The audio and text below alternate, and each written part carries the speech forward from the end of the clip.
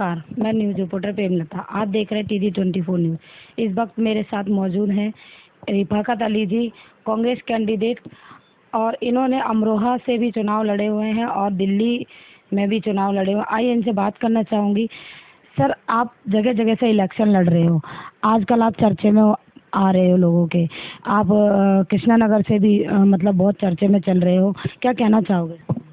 देखिए, कृष्णानगर की बात जहाँ तक है, मैं यहाँ से जब वो वार्ड ये कृष्णानगर विधानसभा 40 हुआ करती थी तो विधानसभा 40 थी ये, तो कृष्णानगर जो है इसमें आती थी, गीता कॉलोनी हुआ करता था। तो यहाँ पर मैं चर्चा में इलेक्शन नहीं लड़ रहा मैं।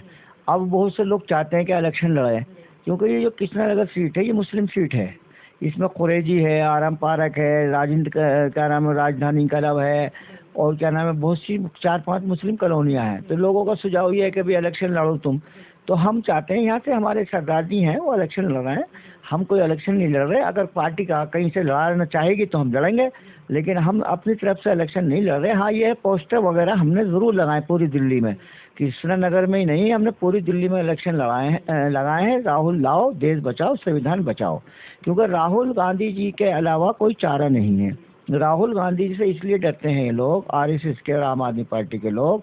राहुल गांधी जो हैं एक पढ़े लिखे इंसान हैं। अगर राहुल गांधी सियासत में आ गए तो ये जो बेवकूफ़ बना रहे हैं पब्लिक का, संविधान की धज्जियां उड़ा रहे हैं, मिसगाइड गुमराह कर रहे हैं पब्लिक को, तो इनका ताल नहीं गलेगी। तो कभी पप्पू कहते हैं, कभी कुछ कहते हैं, कभी कोई मिसगाइड गुमराह कर रहे हैं लोगों को। अब रही बात यह है दिल्ली सरकार की, उस वक्त 3700 करोड़ का बजट था कांग्रेस कमेटी, कांग्रेस शीला सरकार की। शीला सरकार में आज की जो है उससे 4 गुना जो है सरकार का बजट ज़्यादा है। कोई ना विकास है, झूठ से अलावा कोई चारा ही नहीं है, झूठ मक्कारी। तो हम लोगों को मिसगाइड गुमराह करना नहीं देंगे अब इसको। आप कह रहे हो कि कोई विकास नहीं है, और जो आम पब्लिक है वो तो कह रही है कि हमारे लिए तो यही बहुत है विकास। क्या बताइए विकास क्या? पब्लिक क्या, पब्लिक बेचारी सीधी सादी पब्लिक है। उसको पहले महीने में 1 महीने का बिल आता था, अब इसने क्या करा है कि 2 महीने का कर दिया।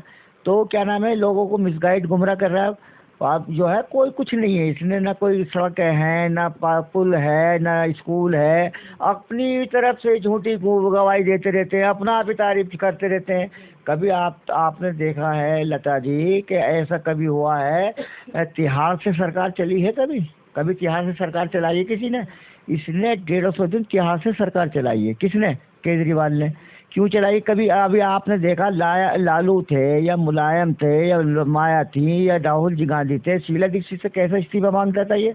तो मैं यही मैसेज दूंगा कि देखिए लोगों का नाश हो गया, दिल्ली डूब गई। अब देखा होगा आपने, जमुना के नाम से कितना पैसा आया। ये जमीन पड़ी हुई थी 99 साल पुरानी। टाइम तो जमुना जी सूखी पड़ी हुई है और गली गली गंदा पानी आ रहा है, लोग पानी से बहुत परेशान है, क्या कहना चाहो? भाई देखो, ये सुनो, ये कांग्रेस क्या ना, कांग्रेस जब तक थी बताइए गंदा पानी था। पुल भी देखो, डिस्पेंसरी भी देखो, शीला जी की सरकार में, वालिया जी की सरकार में, हमारे जो है देश की प्रधानमंत्री जब मनमोहन सिंह जी थे, ये जो आप देख रहे हो 5 किलो गेहूँ 10 किलो, ये तो सरकार के ज़माने की सारी पॉलिसी बनी हुई है। ये मिसगाइड गुमराह लोगों को कर रहे हैं। अब मिसगाइड करके गुमराह करके बैठ जाते हैं, ईवीएम द्वारा सत्ता पे काबिज हो रहे हैं। इनके पास जनता तो है नहीं, एक तरफ मीडिया है, एक तरफ ईवीएम है। अब ये दोनों मिसगाइड हो जाते हैं। इन्हें ये नहीं पता जब जनता तेल लगा करके जनता सड़कों पर आएगी ना तो इनका नाश हो जाएगा। अभी इनको जो है ईवीएम से काम चला रहे हैं ये, और क्या नाम है, बैलेट पेपर ला नहीं रहे। बैलेट पेपर अगर पब्लिक तुम्हारे साथ है, लता जी एक बात बताओ, अगर पब्लिक इनके साथ है तो 80% हिंदू तुम्हारे साथ है, तो तुम्हें 17 पार्टियों ने लिख करके दिया है कि बैलेट पेपर पर इलेक्शन कराओ, तो क्यों नहीं कराते ये लोग? अगर इसका मतलब ये डर है इनका।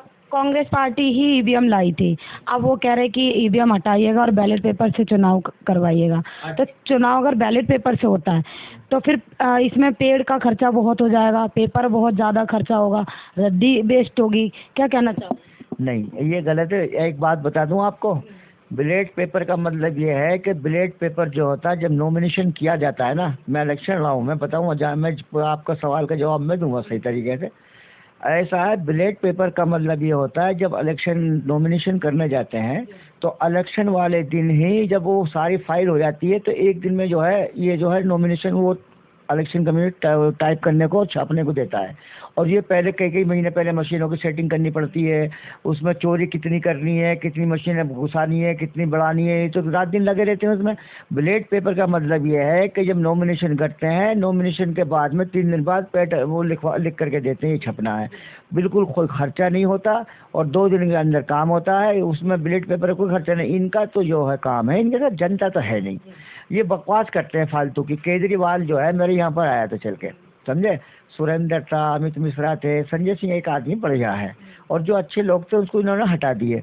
अब अगर जनता को दिल्ली को बचाना है, संविधान को बचाना है, लोकतंत्र को लाना है, तो केजरीवाल से मैं तो राहुल जी को सलाह दूंगा, और जितने भी ये लोग जो जुड़े मैं आम आदमी पार्टी से समझौता कर ले, वो 50% लोग आरएसएस और बीजेपी और आम आदमी के हैं जो जुड़े हुए हैं कांग्रेस में।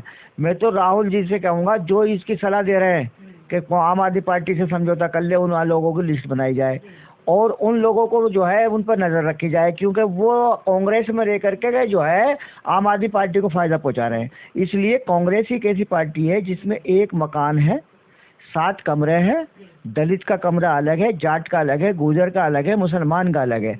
और ये जो लोग जितनी भी पार्टी छोटी छोटी बना रहे हैं, इसमें तो एक मकान है, एक ही जगह घुसा हुआ, पूरा कब्जे करा हुआ। और सर चंद्रशेखर जी कहते हैं कि हम तो मुसलमान, दलित, पिछड़े सबको एक साथ लेकर चल रहे। आप कह रहे कि वो लड़ाई करवा रहे, कहाँ से लगता है आपको कि वो लड़ाई करवा? दोस्त किसने कहा चंद्रशेखर के? चंद्रशेखर जानता क्या है? चंद्रशेखर हमारे जय भगवान जाटव था दोस्त, उसके यहाँ जाके सोता था ये।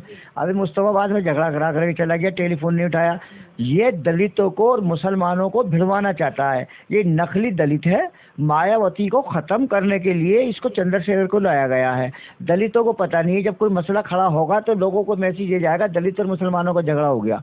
तो ये जो मैसेज दे रहे हैं ये आरएसएस वाले इसे तैयार करके लाए हैं। जो गुमराह हो रहा दलितों से, मेरी अपील है ख़ास तौर से दलितों से, दलित मुसलमान जितने भी लोग जाग जाओ और होशियार हो जाओ।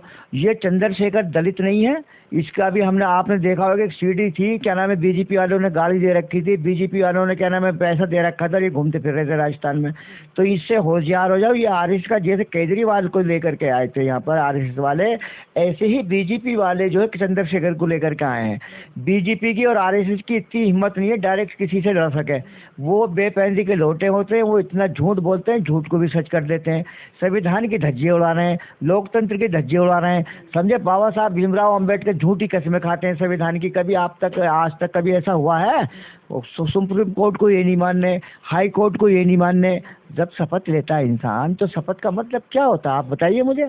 शपथ का मतलब क्या होता है? शपथ का मतलब होता है कि पब्लिक को हम जो वायदे कर रहे हैं वो हमें पूरे करने। और अपना संविधान का मतलब ये है, क्या नाम है, मैं जो बिल्कुल सच्चाई से, ईमानदारी से भगवान ईश्वर की कसम खा करके, मैं उस कसम खाते हैं वो, और उसके बाद में जो बुलडोजर हाई कोर्ट को मानते हैं, सुप्रीम कोर्ट को मानते थे, ये तो पाखंडी लोग हैं, ये तो झूठे मक्कार लोग हैं। इन पर क्या यकीन करें? ये तो इनके पास कुछ नहीं है। हिंदू मुसलमानों को लड़वा करके अरबों रुपए की ज़मीनें अलाट कर रहे हैं। कर्नाटक पुलिस में, दिल्ली में, गुजरात में, बॉम्बे में, जितनी ज़मीनें 10 साल में इतना इन्होंने जो है लूटा है, खसोटा है मनोवादी लोगों ने, कि ये दिमाग को तो हिंदू मुस्लिम में लगा रहे हैं। और ये क्या काम कर रहे हैं, ज़मीनों को अलाट कर रहे हैं, ज़मीनें छीन रहे हैं, एनजीओ बना रहे हैं, विदेशों में पैसा पहुंचा रहे हैं, मिसगाइड गुमराह करके दिमाग को डाइवर्ट कर देते हैं, समझे।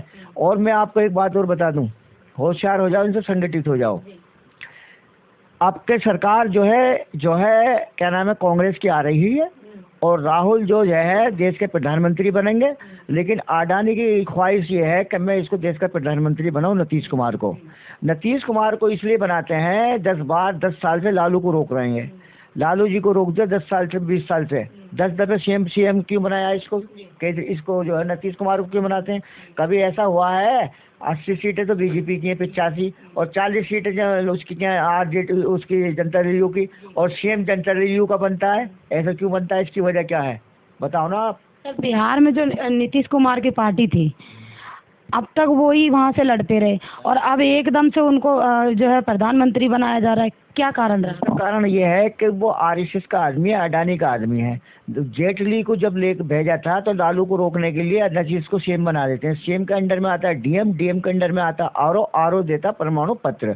अगर ये सीएम ना होगा तो 30 सीटें जो है लालू जी की आ जाएंगी, और जब लालू जी की सीट आ जाएंगी, और ऐसे यहाँ पे यूपी से हैं, तो देश का प्रधानमंत्री लालू और माया और मुलायम और राहुल बनाएंगे, इनके हाथ में नहीं होगा। अब ये क्या करते हैं, मिसगाइड गुमराह करते हैं, ईवीएम से जीत जाते हैं। और जब ईवीएम को जीत जाते हैं, हम अखिलेश यादव को 35 सीटें 37 सीटें दे दी, कह रहे अगर ईवीएम खराब था तो वो क्यों जीत गए। वो इसलिए जीत गए कि उसको दिखाते हैं कि देखो जी अगर ईवीएम खराब था तो समाजवादी क्यों जीत गए, इनको मुद्दा मिल जाता है। कुछ झूठ इतना तकड़ा बोलते हैं ये आरएसएस संघ के लोग को मिसगाइड गुमराह कर देते हैं। आपने देखा होगा जगह जगह जगह जगह भानु प्रताप जी ने जंतर मंतर पर ईवीएम का एक डेमो दिया था, जो उन्होंने दिखाया था कि बैलेट ईवीएम से जो चुनाव, जब कोई वोट डालता है, बटन दबाता है, तो उस बटन पे एक बटन दबाने पे 4 वोट एक्स्ट्रा में डलते हैं, एक ही बंदे को जाते हैं।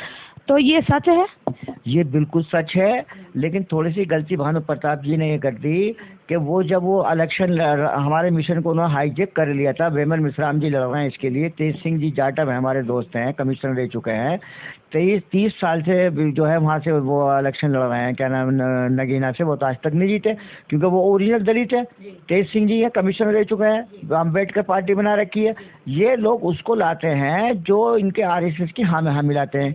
नीतीश कुमार को इसलिए लेकर के आ रहे हैं, जो पॉलिसी बनाई है इन्होंने वो पॉलिसी को छेड़ेगा नहीं और अडानी के हिसाब से काम करेगा। अब बताओ कितने कितने करोड़ रुपए जो है ये माफ कर रहे हैं इनके। अभी अडानी जी जो क्या नाम है, ड्रग्स पकड़ा गया था अभी यार, अडानी जी का 12 लाख कुछ का उनका ड्रग्स पकड़ा गया था।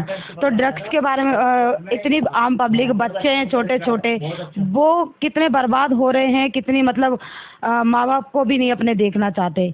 इससे क्या कहना चाहोगे? भाई देखो ये ड्रग्स जो पकड़ा गया था, देखा तुमने, एक ड्रग्स में कोई पकड़ जाता है उसको क्या नाम है कई साल लग जाते हैं छूटने में। ये बताओ इतना अरबों रुपए का जो है ड्रग्स एयरपोर्ट पे पकड़ा गया, उसका इंक्वायरी तक न हुई, कहाँ ड्रग्स गया, कहाँ एडवाणी गया, कहाँ अंबानी गया और कहाँ अमित शाह, सब दबा दिया नहीं दबा दिया। अमित शाह का बेटा अरबों रुपए कमा रहा है, उसको कोई कुछ नहीं कहता। लालू जी को, माया को या हमारे राहुल जी को कैसे पीछे पड़ जाते हैं लोग। राहुल गांधी जब तक इस देश का प्रधानमंत्री नहीं बनेगा, जुडिशरी हो, सीबीआई हो, एलआईओ हो, सुप्रीम कोर्ट हो, हाई कोर्ट हो, ये धज्जे उड़ाते रहेंगे। अब इसका एक ही तरीका है कि बिलेट पेपर को हटाओ और राहुल जी को देश का प्रधानमंत्री बनाओ। मेरी फाकत चौधरी फॉर्मर कैंडिडेट, मैं जनता को जगाना चाहता हूँ, जनता को बताना चाहता हूँ, दिल्ली वासियों से हाथ जोड़ के निवेदन करता हूँ, मेरे दोस्तों, बुजुर्गों और साथियों, जैसे कि आप जानते हैं आज हमारा मुल्क बहुत ही नाजुक दौर से गुजर रहा है और लोकतंत्र को बचाना है, संविधान को बचाना है तो राहुल जी को देश का प्रधानमंत्री बनाना होगा। जुडिशरी को बचाना है तो राहुल जी को देश का प्रधानमंत्री बनाना होगा। ज़्यादा ना बोलते हुए मैं लता जी से यही कहूँगा कि आप सामाजिक न्याय के मुद्दे उठाइए और इस देश को बचाइए, संविधान को बचाइए। ये देश बहुत खतरे में, हिंदू मुस्लिम दिमाग को डाइवर्ट कर रखा है। इसलिए मैं ज़्यादा ना बोलते हुए मैं आपके चैनल को बधाई देता हूँ। आप इतने जोर से आए चल के सामाजिक न्याय की आवाज़ उठा रहे हैं। मैं भगवान कहता हूँ आज नया चैनल है, कल को पुराना भी होगा। 24/7 ये नाम है आपका। मैंने 2 बार आपका पहले भी इंटरव्यू दिया, अच्छा है, कोई बात नहीं, मेहनत कर रहे हैं। एक दिन आपका चैनल रंग लेकर के आएगा। आपके चैनल को भी शुभकामना, दिवाली को भी दी थी, आप नहीं आ पाए थे। तो मेरी यही आपसे रिक्वेस्ट है कि आप जो है सामाजिक न्याय का मुद्दा उठाएं, कांग्रेस को लाओ, देश को बचाओ, संविधान को बचाओ। शुक्रिया, थैंक यू, जय हिंद, जय भीम।